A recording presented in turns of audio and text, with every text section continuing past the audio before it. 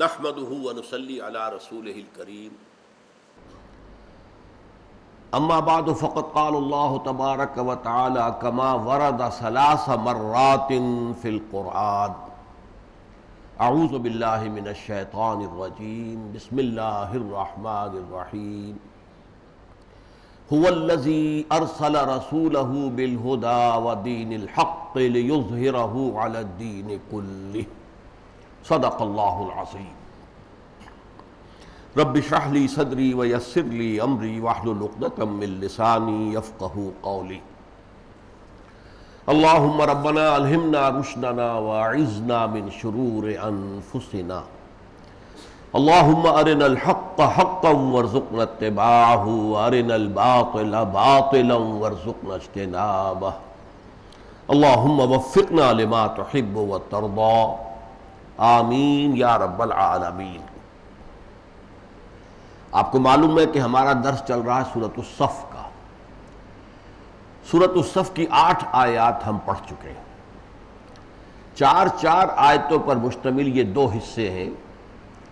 پہلا حصہ تمہیدی تھا، کائنات کی ہر شے اللہ کی تسبیح کر رہی ہے۔ گویا کہ انسان بھی اگر صرف تسبیح و تحمید تک رہے، رکوع و سجود تک رہے، تو جو اس کا مقام ہے اس کائنات میں، یہ اس کے مناسب نہیں ہے۔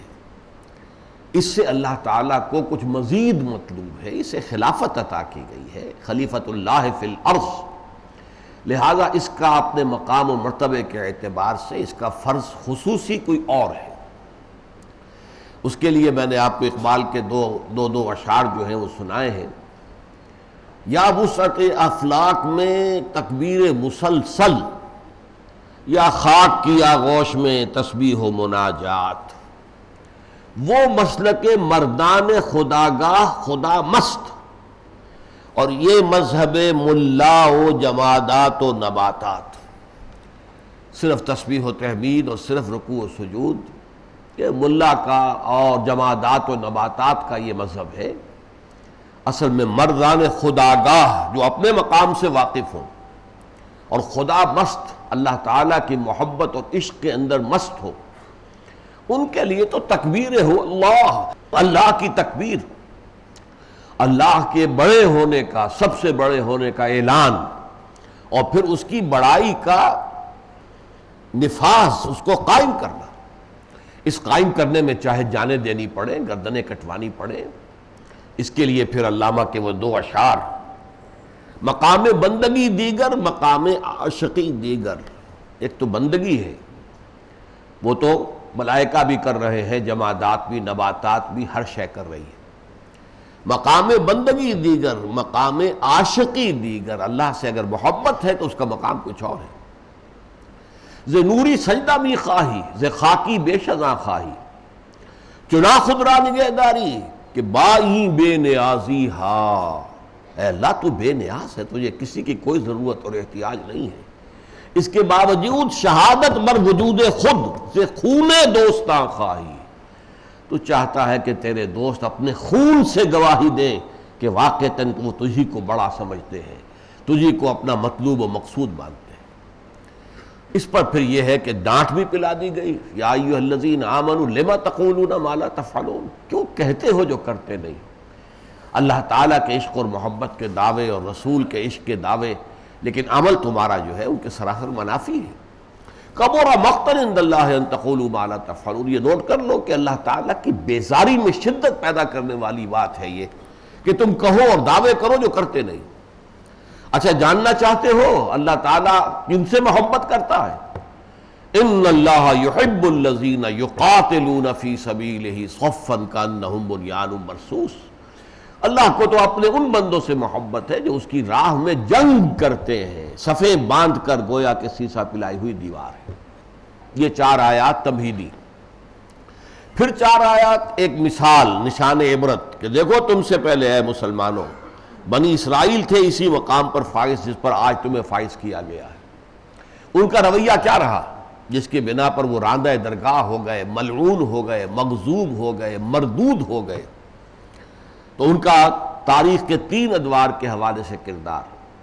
حضرت موسیٰ علیہ السلام نے جب جنگ کی دعوت دی، جہاد کے لیے میدان میں آنے کے لیے للکارا، تو پوری قوم کورا جواب دے کر بیٹھ گئی، فَاذْهَبْ أَنْتَ وَرَبُّكَ فَقَاتِلَا إِنَّا هَاهُنَا قَاعِدُونَ۔ حضرت عیسیٰ جیسا رسول بھیجا جو سراپا معجزہ تھے، لیکن ان کے بارے میں بھی کہہ کر کے یہ تو مرتد ہے، واجب القتل ہے، اور اپنے بس پڑتے پھانسی پر سولی پر چڑھوا دیا۔ پھر اب آخری رسول آئے ہیں ہمارے محمد صلی اللہ علیہ وسلم، یہ ان کے درپے ہیں، ان کی دشمنی پر تلے ہوئے ہیں، اور در حقیقت وہ یہ چاہتے ہیں کہ وہ اللہ کے اس نور کو جو اب کامل ہونا والا ہے حضور کے دست مبارک سے، حضور کے وجود سے، وہ نور خداوندی جو کامل ہونے والا ہے، اسے اپنی منہ کی پھونکوں سے بجھانے کی کوشش کر رہے ہیں۔ یہ ہو گیا دوسرا حصہ۔ اس کے بعد اب آئی ہے مرکزی آیت سورہ مبارکہ کی، هو الذی ارسل رسولہ بالہدی ودین الحق لیظہرہ علی الدین کلہ ولو کرہ المشرکون۔ وہی ہے اللہ جس نے بھیجا ہے اپنے رسول کو صلی اللہ علیہ وسلم ہدایت الہدا دے کر، قرآن حکیم دے کر، اور دین حق دے کر، ایک مکمل نظام زندگی جو عدل و قسط پر مبنی ہے، مکمل نظام زندگی دے کر بھیجا ہے، اور اس لیے بھیجا ہے لِیُظْہِرَہُ عَلَى الدِّینِ کُلِّہ، تاکہ غالب کر دے اسے پورے کے پورے نظام زندگی پر۔ یہ ہے مقصد بعثت محمدی علی صاحبہ الصلاۃ والسلام۔ یہ الفاظ قرآن مجید میں جیسا کہ میں نے ابتدا میں عرض کیا 3 مرتبہ آئے، 2 مرتبہ ختم ہوتے ہیں جیسے یہاں ختم ہوا وَلَوْ كَرِهَ الْمُشْرِكُونَ۔ سورہ توبہ میں بھی یہ آیت بائن ہی انہی الفاظ میں آئی، هُوَ الَّذِي أَرْسَلَ رَسُولَهُ بِالْهُدَى وَدِينِ الْحَقِّ لِيُظْهِرَهُ عَلَى الدِّينِ كُلِّهِ وَلَوْ كَرِهَ الْمُشْرِكُونَ۔ آیت نمبر 33 ہے سورہ توبہ کی۔ سورہ فتح میں البتہ اس کا بڑا حصہ جو میں نے جس کو 3 مرتبہ کہا ہے وہ تو جوں کا تو ہے، هُوَ الَّذِي أَرْسَلَ رَسُولَهُ بِالْهُدَى وَدِينِ الْحَقِّ لِيُظْهِرَهُ عَلَى الدِّينِ كُلِّهِ۔ اختتام ہوا ہے وَكَفَى بِاللَّهِ شَهِيدًا، کافی ہے اللہ مددگار کی حیثیت سے۔ یعنی ایک تصل ہوگی، ایک تصادم ہوگا، ظاہر بات ہے مشرک کبھی گوارا نہیں کرتے۔ مشرک تو یہی چاہیں گے کہ جو تقسیم انہوں نے کر لی ہے، دنیا الگ ہے، دین علیحدہ ہے، اسٹیٹ اور ریلیجن یہ دونوں علیحدہ چیزیں ہیں، مذہب کا ریاست سے کوئی تعلق نہیں۔ یہ چیز جو ہے یورپ کے اندر کسی حد تک آ چکی تھی، اور آج تو وہ اپنے پورے تمام و کمال جس کا نام سیکولرزم ہے پوری دنیا میں حاوی ہو چکی ہے۔ مذہب ایک انفرادی معاملہ ہے، انسان کسی کو پوجے، کسی کو جس طرح چاہے، سانپ کو پوجے، درخت کو پوجے، ستاروں کو پوجے، بتوں کو پوجے، جس کو چاہے پوجے، جس کو چاہے خدا مانے، 1 کو 10 کو 100 کو 1000 کو، کسی کو بھی نہیں، جو چاہے کرے۔ لیکن ریاست، قانون، معاشی نظام، سماجی اقدار، ان کے ضمن میں کسی مذہب کا کوئی سروکار نہیں ہے۔ یہ کسی بھی ملک اور معاشرے کے رہنے والے لوگ اپنے نمائندوں کے ذریعے سے جو طے کریں گے وہ چلے گا۔ یہ ہے آج کا سیکولر ڈیموکریسی کا اصول، اور اس کی بنا پر گویا کہ ظاہر بات ہے جب اس کے مقابلے میں کوئی یہ چاہے گا کہ اللہ کا دین نافذ ہو پورا کا پورا، تمام و کمال، اللہ کی کبریائی کی چھاپ لگ جائے سیاسی نظام پر بھی، حکومتی نظام پر بھی، ریاستی نظام پر بھی، معاشی نظام پر بھی، سماجی نظام پر بھی، انسان کے انفرادی اخلاق و کردار پر بھی، تو ظاہر بات ہے کہ مشرکین کبھی اسے گوارا نہیں کر سکتے۔ اس تصل میں، اس تصادم میں وہ جو سورہ فتح کی آیت ہے وہ تو اطمینان دلا رہی ہے، کفا باللہ شہیدا، اللہ کافی ہے بطور گواہ۔ یہ لفظ شہید جو ہے عام طور پر تو آتا ہے بطور گواہ کے، لیکن اس کے ایک معنی یہ بھی ہے بطور مددگار۔ میں اس سے پہلے عرض کر چکا ہوں کہ شہیدہ یشہدو جو ہے اس کے اصلی معنی تو ہے کہیں موجود ہونا۔ اب اس کے ساتھ 2 تصورات خود بخود آ جاتے ہیں۔ جو شخص کسی وقوع پر موجود ہو وہی تو گواہ ہوتا ہے نا اصل میں، جس کو ہم کہتے ہیں کہ عینی گواہ ہے، عینی شاہد ہے۔ اس اعتبار سے اس شہیدہ یشہدو کی معنی گواہی کے بھی ہو گئے۔ دوسرے یہ کہ آپ کا کتنا ہی کوئی بڑا دوست ہو، خیر خواہ ہو، مددگار ہو، حامی ہو، جس وقوعے پر اگر وہ موجود نہیں ہے، آپ کو کوئی جو گنڈے ہیں وہ انہوں نے گھیر لیا ہے، آپ کو مار رہے ہیں، جو کچھ کر رہے ہیں، اگر وہ دوست موجود نہیں ہے تو مدد نہیں کر سکتا، لہذا موجودگی ہی پر مدد ہے، لہذا مددگار کے لیے بھی لفظ شہداء آیا ہے، جیسا کہ سورہ بقرہ میں آیا ہے وَإِن كُنتُمْ فِي رَيْبٍ مِّمَّا نَزَّلْنَا عَلَىٰ عَبْدِنَا فَأْتُوا بِسُورَةٍ مِّن مِّثْلِهِ وَادْعُوا شُهَدَاءَكُم مِّن دُونِ اللَّهِ إِن كُنتُمْ صَادِقِينَ۔ اگر تمہیں واقعتاً کوئی شک ہے اس چیز کے بارے میں جو ہم نے اپنے بندے پر نازل کی ہے، یعنی قرآن حکیم، تمہیں خیال ہے کہ یہ ان کا اپنا بنایا ہوا ہے، تمہیں واقعتاً اگر یہ شک و شبہ ہے تو چلو تم بھی ایسی ہی کوئی ایک صورت بنا کر دکھا دو۔ تمہارے ہاں خطباء بھی ہیں، شعراء بھی ہیں، سب لوگ موجود ہیں، بڑے بڑے فصیح اور بلیغ لوگ موجود ہیں، ایک صورت بنا کے لے آؤ اور اس میں بلا لو اپنے سارے مددگاروں کو جن کو بھی چاہو، مل جل کر یہ کام کر کے دکھاؤ۔ تو وَادْعُوا شُهَدَاءَكُم مِّن دُونِ اللَّهِ، اس سے مطلب ہے مددگار۔ تو یہ جو کشاکش ہوگی اللہ کے دین کو غالب اور نافذ کرنے کے لیے، اس میں ظاہر بات ہے کہ جہاں مشرکین جو ہیں وہ ریزسٹ کریں گے، وَلَوْ كَرِهَ الْمُشْرِكُونَ، یہ تو سورہ توبہ اور سورہ صف میں آیا، وَكَفَىٰ بِاللَّهِ شَهِيدًا، لیکن اللہ کافی ہے ان لوگوں کی مدد کے لیے کہ جو اس کام کا بیڑا اٹھا لے اور اس کے لیے تن من دھن وقف کر دے۔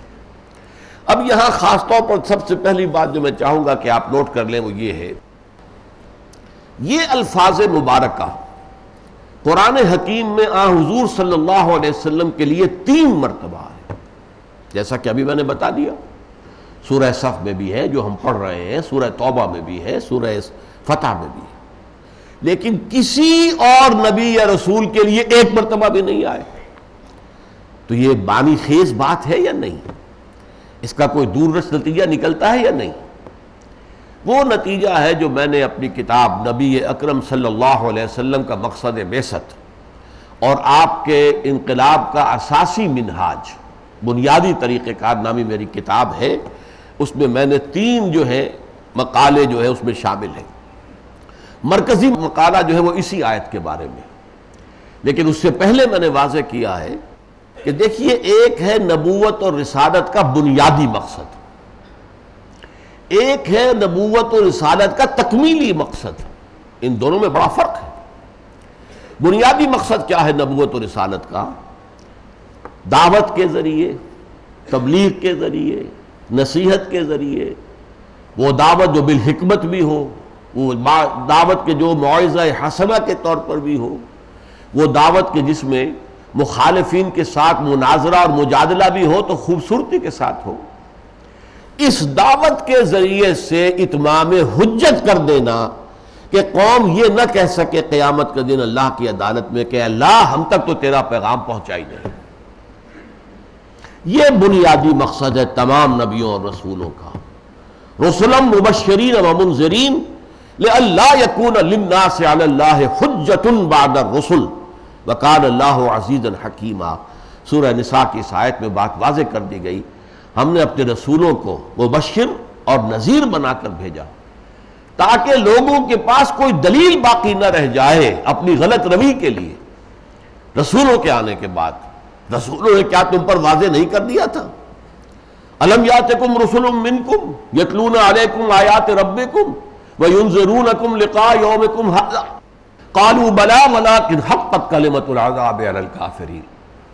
قیامت کے دن کہا جائے گا کیا تمہارے پاس رسول نہیں آئے تھے؟ تمہاری ہی قوم میں سے تھے، محمد تم ہی میں سے ہے قریش، اور صالح سمود ہی میں سے تھے، اور ہود عاد ہی میں سے تھے، تم ہی میں سے ہم نے اپنے رسول بھیجے تاکہ وہ تمہارے اوپر اتمام حجت کرے۔ کیا انہوں نے تمہیں ہماری آیات نہیں سنائی تھی؟ قالوا بلا، کہیں گے بالکل ایسا ہوا تھا اے اللہ، لیکن یہ کہ اللہ تعالیٰ کا جو عدل اور انصاف کا جو فیصلہ تھا وہ ان کافروں کے اوپر لاگو ہو کر رہے گا۔ یہ ہے بنیادی مقصد، اور اس کے لیے جو اصطلاحات قرآن میں آتی ہیں، داعی دعوت دینے والے، بشیر بشارت دینے والے کہ جو راہ راست پر آ جائیں گے ان کے لیے اللہ تعالیٰ کی طرف سے جنت اور ہر طرح کی نعمتوں کا اہتمام ہوگا اخروی زندگی۔ نذیر یا منذر خبردار کرنے والے، کہ جو راہ راست کو ٹھکرا دیں گے، ہدایت کو قبول کرنے سے انکار کریں گے، ان کے لیے پھر جہنم ہے، بھڑکتی ہوئی آگ ہے جو منتظر ہے۔ پھر داعین الی اللہ، اللہ کی طرف پکارنے والے اس کے حکم سے، بے اذن ہی، یہ دعوت کا لفظ پہلے آ چکا تھا۔ داعی، نذیر، بشیر، معلم، سکھانے والے، حقیقت کا علم دینے والے، اچھے اخلاق سکھانے والے، مربی، مزکی، تزکیہ نفس کرنے والے، یہ تمام الفاظ مشترک ہیں حضور میں اور تمام انبیاء میں۔ یا ایھا النبی انا ارسلناک شاہدا ومبشرا ونذیرا وداعیا الی اللہ باذنہ وسراجا منیرا، اور ایک روشن چراغ۔ ہر نبی اپنی جگہ پر اللہ کی ہدایت کا روشن چراغ تھا، ہر نبی داعیا الی اللہ باذنہ تھا، ہر نبی بشیر تھا، نذیر تھا، داعی تھا، اور پھر ان کا مجموعہ حاصل وہ شاہد تھا، گواہی دے دینے والا، اور قیامت کے دن وہ کھڑے ہو کر گواہی دے گا، پروردگار جو ہدایت مجھ تک پہنچی تھی تیرے فرشتے کے ذریعے سے میں نے ان تک بلا کم و کاست پہنچا دی تھی۔ ایک پروسیکیوشن وٹنس کی حیثیت سے وہ کھڑا ہوگا۔ میں نے عرض کیا کہ یہ جو پانچوں حیثیتیں ہیں یہ مشترک ہیں حضور میں بھی اور باقی جو ہیں انبیاء کے اندر بھی۔ بشیر و نذیر جمع کے صیغے میں آیا سورہ کہف میں، رسلا مبشرین و منذرین آیا ہے، اور سورہ بنی اسرائیل میں واحد قسم میں وما ارسلناک الا مبشرا و نذیرا، حضور بھی مبشر ہیں، نذیر ہیں، تمام نبی بھی مبشر تھے، نذیر تھے، تمام داعی تھے، تمام اپنی جگہ پر روشنی کا ایک مینار تھے یا ایک چراغ تھے۔ اگرچہ ان حیثیتوں میں بھی حضور کی ایک خاص شان ہے، آپ کا مقام و مرتبہ بہت بلند ہے، چراغ مدھم بھی ہوتا ہے اور چراغ بہت روشن بھی ہوتا ہے، دونوں کو چراغ کہا جائے گا، دونوں سے روشنی تو پھوٹتی ہے، لیکن اس کے اندر فرق مراتب تو ہوگا، گر فرق مراتب نہ کنی زندگی۔ تو ان پانچوں حیثیتوں میں بھی حضور کا ایک مقام بلند ہے جس کے اعتبار سے آپ تمام انبیاء کے اندر سربلند ہیں، لیکن ایک حیثیت جو ہے تکمیلی وہ صرف محمد الرسول اللہ صلی اللہ علیہ وسلم کے لیے آئی ہے، اور وہ ہے جو اس آیت میں بیان ہوئی، اے نبی آپ کا کام صرف دعوت اور تبلیغ نہیں ہے، صرف تربیت و تزکیہ نہیں ہے، صرف اتمام حجت نہیں ہے، بلکہ ان تمام افعال کے ذریعے سے جو لوگ آپ کے پاس آ جائیں، کھنچ کر آ جائیں، ان کو جمع کرنا، انہیں جماعت بنانا، اور پھر ان کو مضبوط ایک کوڑا بنا کر باطل پر دے مارنا، اور باطل کے نظام کو جڑ سے اکھیڑ پھینکنا، اور اللہ کے دین کو قائم کر دینا، نافذ کر دینا، غالب کر دینا، یہ آپ کا فرض منصبی ہے، یہ آپ کی امتیازی شان ہے۔ یہ یوں سمجھیے آپ کہ رسالت اور نبوت بھی درجہ بدرجہ ترقی کرتے ہوئے آئے ہیں۔ جیسے آپ کو معلوم ہے کہ آدم نے بحیثیت مجموعی اور آدم کی اولاد نے، نسل آدم نے ترقی کی ہے، اور یہ ترقی تین جہتوں میں ہوئی ہے۔ ایک ترقی ہوئی سائنسی علوم کے اندر۔ پہلے ظاہر بات ہے کہ کیا سائنسی علوم ہمارے پاس تھے، لوگ کسی انرجی سے واقف ہی نہیں تھے، آگ سے بھی واقف نہیں تھے، لیکن یہ کہ کسی نے دیکھا کوئی چٹان گری ہے کہیں، اس سے شعلہ نکلا، چٹان کے اوپر چٹان گری ہے، شعلہ نکلا۔ اب ان کی سمجھ میں آ گیا یہ کوئی بات ہے، اب انہوں نے پتھروں کو آپس میں ٹکرایا، شعلہ نکل آیا، اس سے آگ بن گئی۔ فرسٹ فارم آف انرجی جو انسان نے دریافت کی وہ آگ تھی، پتھروں کو ٹکرانے سے آگ نکلتی ہے۔ اب اس آگ سے جو کام لینے شروع کیے ہیں تو آپ کو معلوم ہے کہ آخر یہ تمام سٹیم انجنز کہاں سے بنے۔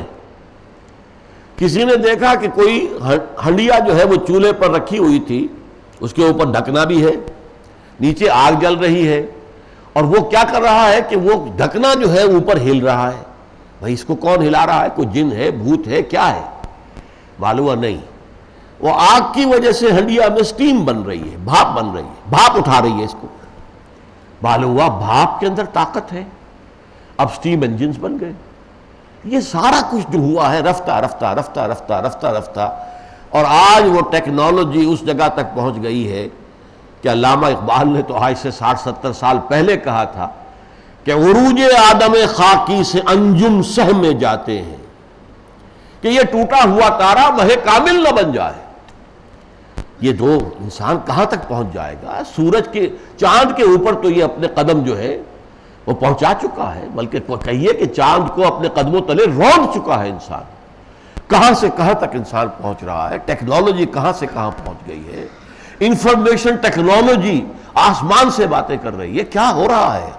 واقعہ یہ ہے کہ جو کچھ ہو رہا ہے سائنس اور ٹیکنالوجی کے میدان میں، اس کا اندازہ بھی عام آدمی کے لیے ناممکن ہے، بلکہ بڑے بڑے سائنسدانوں کے لیے بھی ناممکن ہے. اس کی وجہ یہ ہے کہ ان کا اپنا اپنا کسی ایک خاص فیلڈ سے تعلق ہوتا ہے. وہ اپنے فیلڈ کے بارے میں تو معلومات ٹاپ کی رکھتے ہیں، لیکن بقیہ شاخوں میں جو کچھ ہو رہا ہے اس کا انہیں کیا علم؟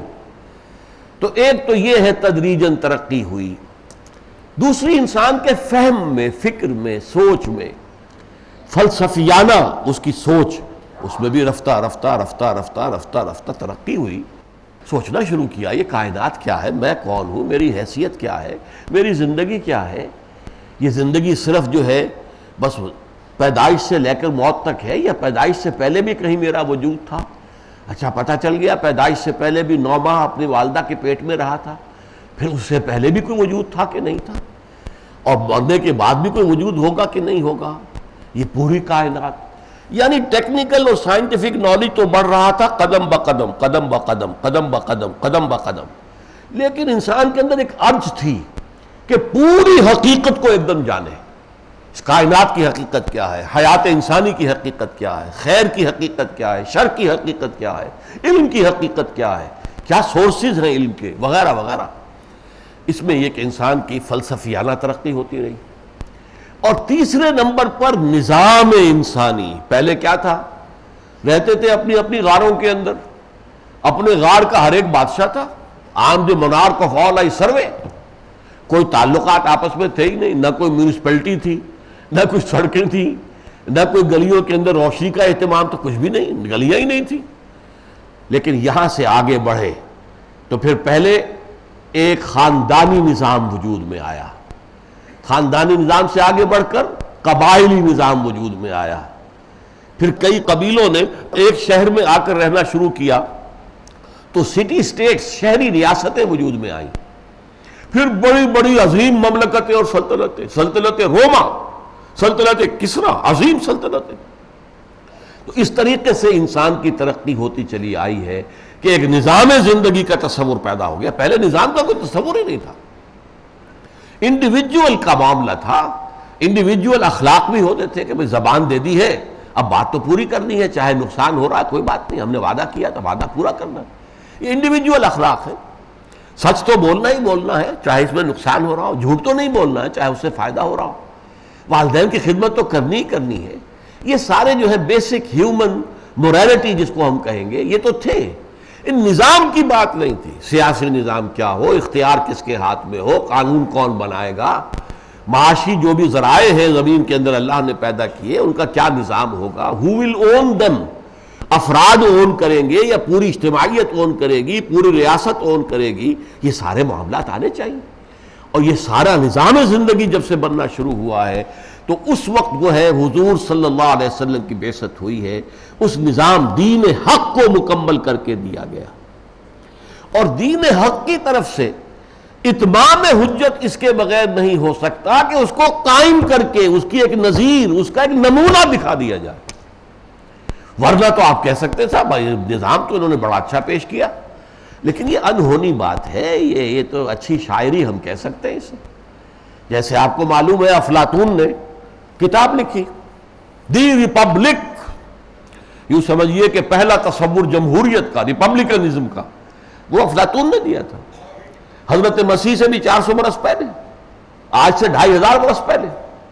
لیکن اس ریپبلک وہ کتاب تو ہے آج تک زندہ ہے. اس کا مطلب کتاب اتنی وقی ہے، زوردار ہے، مدلل ہے کہ وہ 2500 سال تک زندہ ہے، موجود ہے دنیا میں.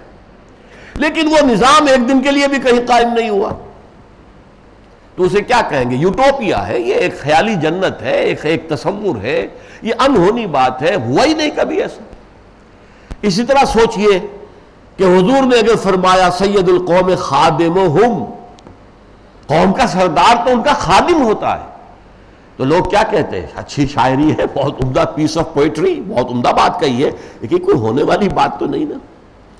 جب دنیا میں وہ نظام قائم ہوا، عمر فاروق نے ثابت کیا کہ وہ خادم ہے، کہ رات کو جب وہ گشت کر رہے ہیں اور ایک جگہ سے رونے کی آواز آئی بچوں کی، دیکھا معلوم کیا کیا ہے کہ کھانے پینے کو کچھ نہیں ہے، اور ماں نے بچوں کو بہلانے کے لیے چولہے پر ہانڈی چڑھا رکھی ہے، صرف پانی اس میں رکھا ہوا ہے، دلاسا دے رہی ہے کہ بیٹو بچوں تیار ہو جائے گا کھانا، ذرا ٹھہرو صبر کرو۔ پوچھا مسئلہ کیا ہے؟ انہوں نے بتایا اس عورت نے کہ کچھ نہیں ہے میرے پاس، اب میں ان کو ذرا بہلا رہی ہوں تاکہ روتے روتے سو جائیں گے۔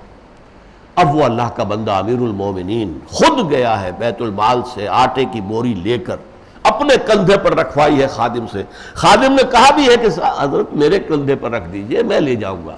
فرمایا نہیں، تم قیامت کے دن میرا بوجھ تم نہیں اٹھا سکو گے۔ وہ گئے ہیں اور جا کر وہاں پر بیٹھے رہے ہیں جب تک کہ وہ کھانا کچھ تیار ہوا، بچوں کو کھلایا۔ اب یہ خادم نہیں تو کیا تھے؟ اسی طرح ایک رات اسی گشت میں تھے کہ ایک عورت کے کراہنے کی آواز آئی، پتہ کیا کہ کوئی خاتون ہے، درد ذہن میں مبتلا ہے، اور کوئی اٹینڈ کرنے والی کوئی خاتون، کوئی رشتہ دار اس کے پاس نہیں، تنہا ہے۔ گئے ہیں، اپنی اہلیہ کو ساتھ لے کر آئے ہیں، دی فرسٹ لیڈی وہ آئی ہے، اور انہوں نے بیٹھ کر وہ دایا گیری کی ہے اور اس کو اٹینڈ کیا ہے، وہ بچہ ہوا ہے تو، اور حضرت عمر وہی باہر بیٹھے رہے۔ جب اس نے خوشخبری دی ہے کہ امیر المومنین خوشخبری بیٹا ہوا ہے، تو یہ کام کون کر رہا تھا؟ خلیفہ۔ یہ خلیفہ کے کرنے کے کام ہے، یہ خادموں کے کرنے کے کام۔ تو معلوم ہوا کہ جب تک وہ نظام قائم کر کے نہ دکھا دیا جاتا، تکمیل رسالت نہیں ہو سکتی تھی۔ یہ در حقیقت تکمیل رسالت کا مظہر ہے کہ لِيُظْهِرَهُ عَلَى الدِّينِ كُلِّهِ، کہ وہ دین حق جو دیا ہے اللہ نے محمد الرسول اللہ کے ذریعے سے وساطت سے نوع انسانی کو، اس کا ایک عملی نمونہ دنیا میں قائم کر کے دکھایا جائے کہ یہ ہے وہ دین حق۔ اس میں اللہ سپریم ہے، the word of God is supreme۔ اللہ کا حکم، اللہ کا فرمان بلند ترین، ہر شے اس کے تابع ہے، چاہے اس کا تعلق سیاست سے ہو، ریاست سے ہو، حکومت سے ہو، قانون سے ہو، عدالت سے ہو، معاش سے ہو، معاشرت سے ہو، ہر معاملے میں جو بھی لِتَكُونَ كَلِمَةُ اللَّهِ هِيَ الْعُلْيَا، تاکہ اللہ کی بات سب سے اونچی ہو جائے۔ یہ ہے مقصد بعثت محمد الرسول اللہ صلی اللہ علیہ وسلم کا۔ هو الذی ارسل رسولہ بالہدی ودین الحق لیظہرہ علی الدین کلہ ولو کرہ المشرکون۔ وہی ہے اللہ جس نے بھیجا اپنے رسول کو صلی اللہ علیہ وسلم دین حق اور الہدی قرآن حکیم دے کر، تاکہ وہ اس دین حق کو پورے کے پورے نظام زندگی کے اوپر نافذ کر دیں، غالب کر دیں، قائم کر دیں، چاہے مشرکوں کو کتنا ہی ناگوار ہو، چاہے وہ کتنا ہی ریزسٹ کریں، چاہے وہ کتنے ہی روڑے اٹکائیں، چاہے وہ کتنی ہی رکاوٹیں ڈالیں، لیکن یہ فرض منصبی ہے محمد الرسول اللہ صلی اللہ علیہ وسلم کا، جو انہیں اللہ کی طرف سے عطا کیا گیا ہے، جو انہیں پورا کر کے رہنا ہے۔ بارک اللہ لی ولکم فی القرآن العظیم ونفعنی وإیاکم بالآیات والذکر الحکیم۔